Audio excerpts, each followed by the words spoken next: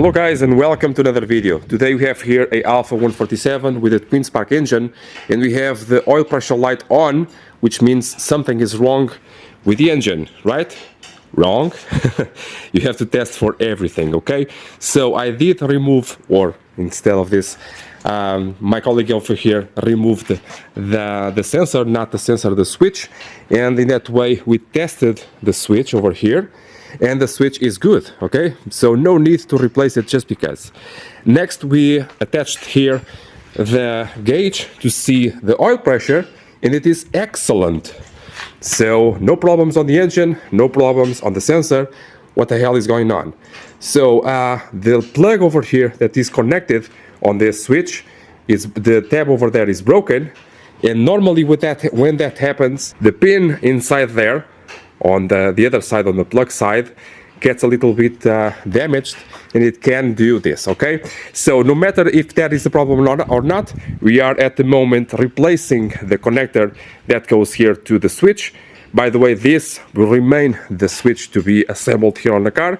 No new one is required. Next, if it is not solved, we are going to get the electrical diagrams to see where that wire goes. It may be over here on this box, and then see the integrity of the wires and see everything that is necessary to see. So the main steps are done. So no issues here on the switch, no issues with the actual pressure of the oil pump, which is very nice, not to rebuild an engine. And we have to take care of that little connector because obviously it is not good, and we have to take care of that, okay? So when I said I was going to test for the switch, it is really actually a switch. So you have here a connection over there on the inside, and the body of the switch is the other corresponding side, okay? So what we have to do to make pressure over the switch is just simply insert something that fits on the hole and just gently pry on it, okay? So this and that. So it is making contact, and once you have the pressure of the oil pump, it should open circuit.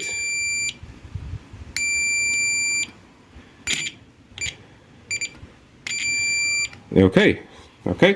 So this is not the problem. And also we can see that with the gauge we have excellent oil pressure. So the problem lies evidently between the switch and the control unit. So let's see what is the deal. So new connector, the switch is good, the pressure is good, and still we have the issue. So we know now that the issue is not within the engine. The problem is not the switch, just wiring, connectors, or something else, okay? So grabbing the diagrams, we must know now where the wire goes to and test the wire and all of the connectors in the way, okay? So take a second here and try to understand what I'm doing. I'm going to turn on the car now, the engine, and the beeping should go away. Okay, it went away, and now when I shut off the engine, the beeping will resume, but with a delay, okay?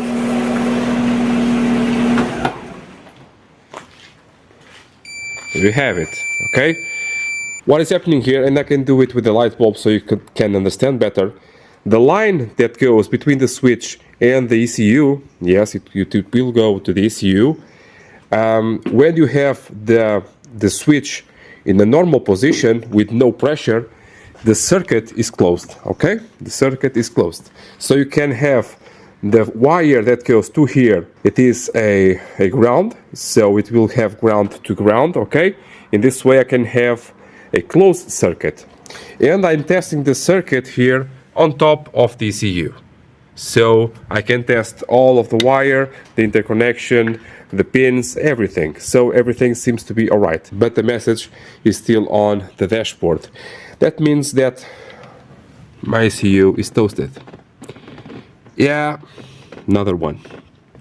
Okay, this absolutely guarantees that the ECU is not good.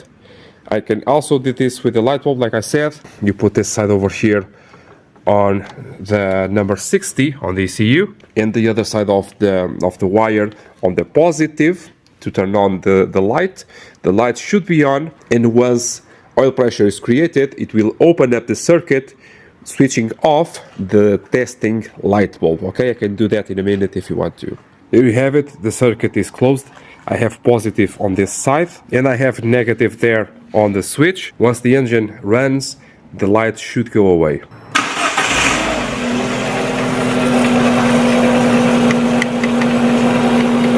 As you can see, it's off.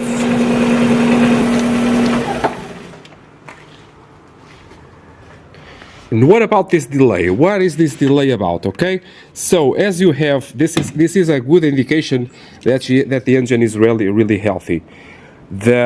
As soon as you shut off the engine, the oil pressure does not go immediately to zero.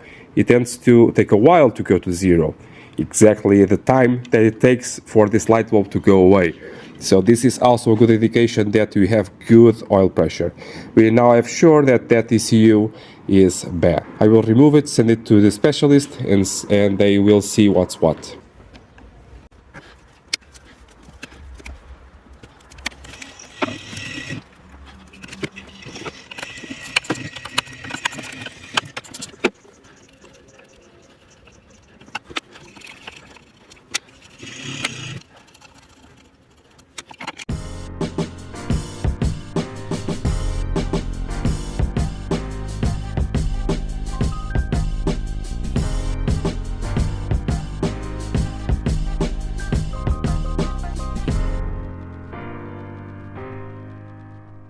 Now I did here a simple drawing, or simpler drawing than it is actually on an original diagram, because I have to decode all of this just to give you this, okay? So what I have here is the diagram for the oil switch. And you are thinking, obviously, why so complicated? Why is it to be like that and not like the older cars, just one wire to the dashboard, to the cluster? Well, it is not. You just have to accept that, see on the diagrams and see what's what. For this particular VIN number, it is this electrical diagram. Okay, for your car, for your case, it may be another thing entirely different.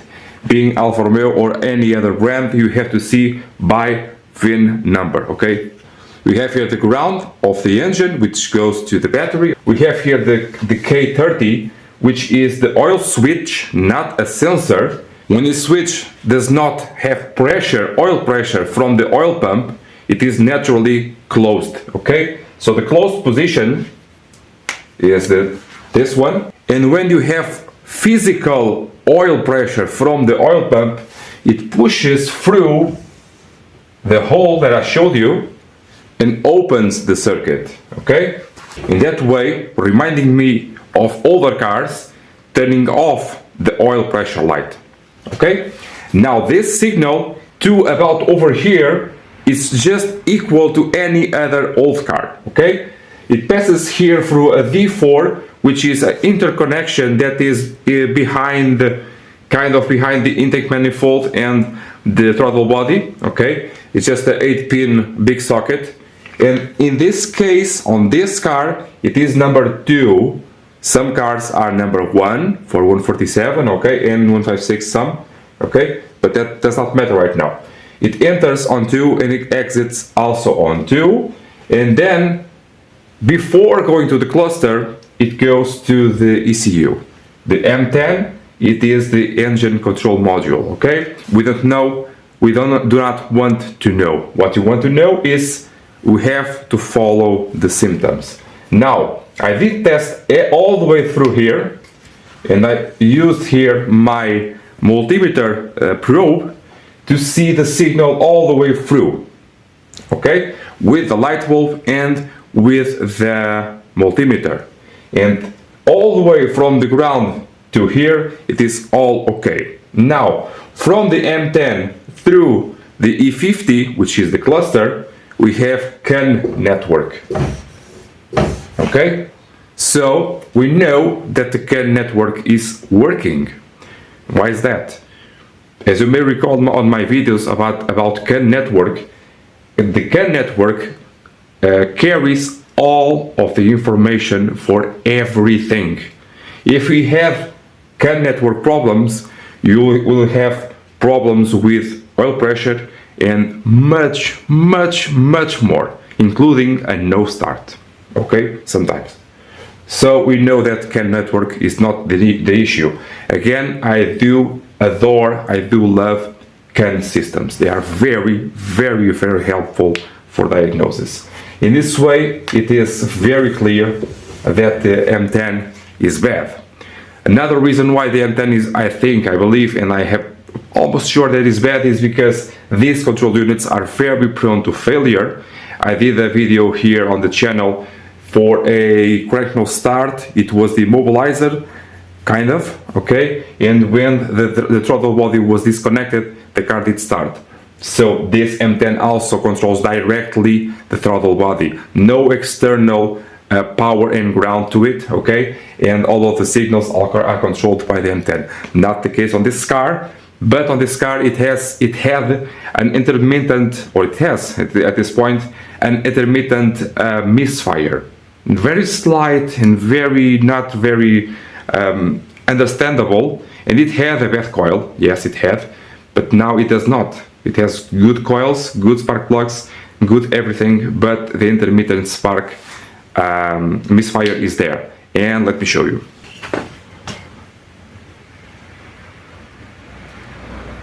Seems to be a burnt mark. This may not mean anything at all, anything, and you know that I do not replace absolutely anything without being 100% sure. So this control unit will go to my colleagues at Autel Centralinas.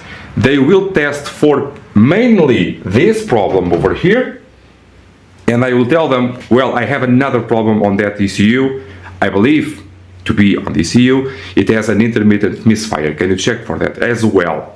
Okay, it is not the main issue, but if I can kill two birds with one stone, I will do that, okay? So let's see what's what. If you are interested in more videos for electrical problems and solutions, I always tend to give you the solutions as well. I have down in the description a very complete playlist for electrical problems and solutions. Also down in the description I have a lot more videos for other areas of the car, like crank no start, like lack of power or low power.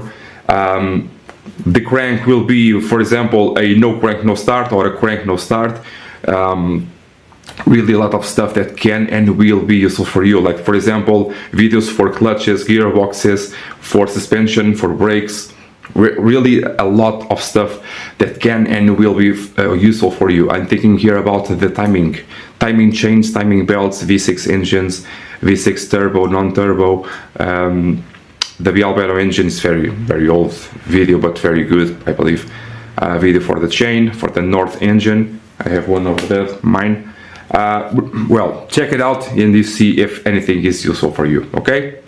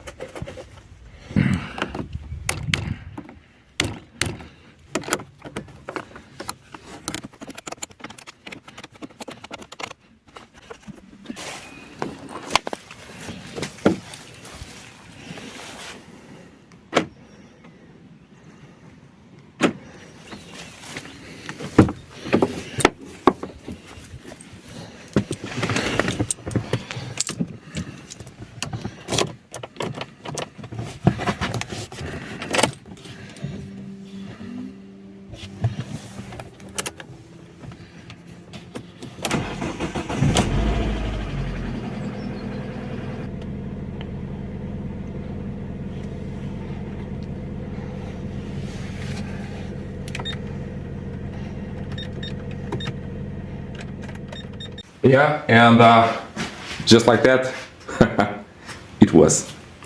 It was both problems were the issue. So what may have been happening is, firstly, that ECU did not have any chance of repair. Okay, the extent of the problem was very large, and I have the good ECU on the car and the bad one over here. Okay, so this is still the bad one, and it does not have any chance of repair. This one, for this case, for this car, sometimes it has. On the GTA I had it is similar to this one, I had it fixed. Okay, so, and driving the car, the misfire went away, which is very, very nice. That one was really just a bonus, for me it was, and for the customer, of course, because as you can understand, it's not cheap. It is not a cheap repair. Finding a good control unit and recode it and everything like that will be expensive, okay? But here you have it. If you need more videos, like I said, they are down on the description for other areas of the car. I also have a lot of stuff for older cars, if you are into that, for my 33, mine, and for customers also, because now I have another 33. I just bought another one. Yeah, SW1 this time. And this is really cool. It's really, really cute. So, see you next time, guys. Bye.